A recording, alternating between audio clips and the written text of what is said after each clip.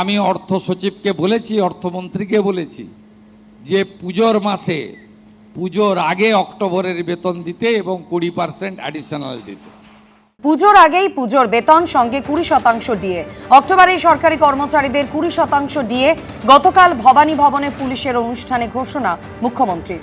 Police কর্মচারীদের শুধু কর্মসংস্থান নয়, শূন্যপদ পূরণ নয়, অর্থনৈতিক অবস্থাও অত্যন্ত খারাপ।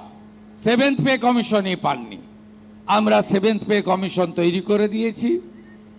আগামী কয়েক মাসের মধ্যে রিপোর্ট এসে গেলে 7th পে কমিশনও কার্যকর করে দেব। ভারত সরকারের সঙ্গে 42% ডিএ গ্যাপ ছিল। একদিনে পারবো না, সময় দিতে হবে। বাজেটে ঘোষণা হয়েছে 20% ডিএ অক্টোবর মাসে পাবেন। এবং আমি অর্থ সচিবকে বলেছি, অর্থমন্ত্রীকে বলেছি যে পুজোর মাসে, পুজোর আগে অক্টোবরের বেতন দিতে এবং 20% অ্যাডিশনাল দিতে। স্বেচ্ছাবসর নেওয়া সরকারি বাস চালকের বাড়িতে মিলল বিপুল পরিমাণ টাকা। বীরভূমে পাথর ব্যবসায়ীর আত্মীয়ের বাড়িতে টাকার সঙ্গে মিলেছে টাকা গোনার মেশিনও। দেখতেই পাচ্ছেন, টাকা গোনার মেশিনও উদ্ধার হয়েছে স্বেচ্ছাবসর নেওয়া সরকারি বাস চালকের বাড়ি থেকে। আজ সকালেই সেখানে তল্লাশি অভিযান চালান তদন্তকারী আধিকারিকরা।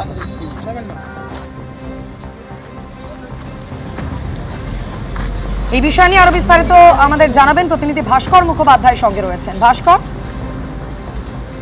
দেখো, আজ ভোর রাতে মোহাম্মদবাজার থানার দেউচা গ্রামের বাস স্ট্যান্ডে সেখানে মিনার মণ্ডলের বাড়িতে পুলিশ তল্লাশি শুরু করেছে। প্রায় 7 থেকে 8 গাড়ি পুলিশ যায় এবং এই বাড়িতে তল্লাশি শুরু করে এখনো পর্যন্ত সেই তল্লাশি চলছে।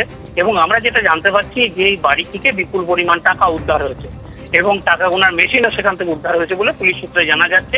কিছুক্ষণ আগে আমরা দেখলাম একটি ট্যাঙ্ক নিয়ে গেল পুলিশ এবং সেই ট্যাঙ্কটা বাড়িতে ভিতরে ঢোকানো হলো এবং যেটা পুলিশ সূত্রে জানা যাচ্ছে যে টাকাগুলি গুনে এই ট্যাঙ্কি রাখা হবে। এবার টাকার কত পরিমাণ সেটা কিন্তু এখনো পর্যন্ত পরিষ্কার নয়, যে কত কত কোটি টাকা বা কত টাকা উদ্ধার হয়েছে সেটা এখনো পুলিশ খুলে কিছু বলছে না।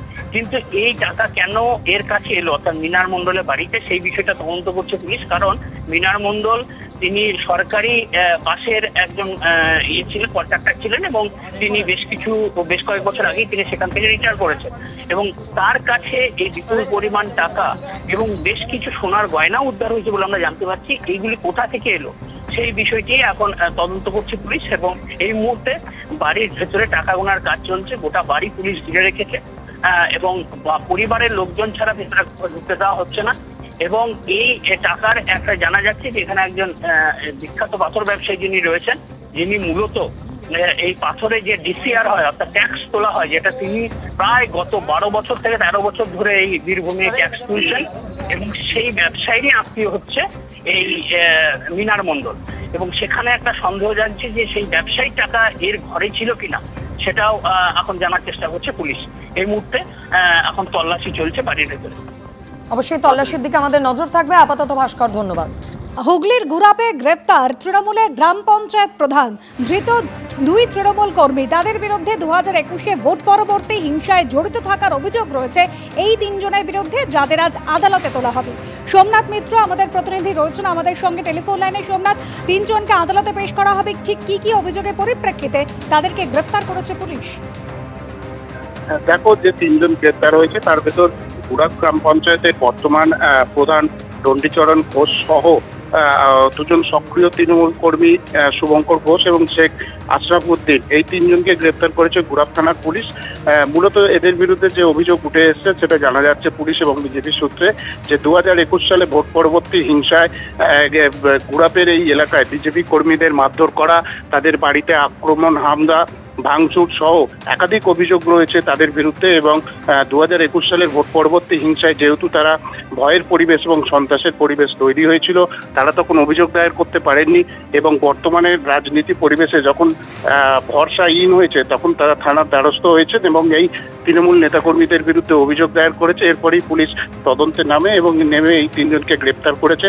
আজকে তাদের চুঁচুড়া আদালতে পেশ করা হবে, এমনই কিন্তু পুলিশ সূত্রে জানা গেছে। ধন্যবাদ সোমনাথ।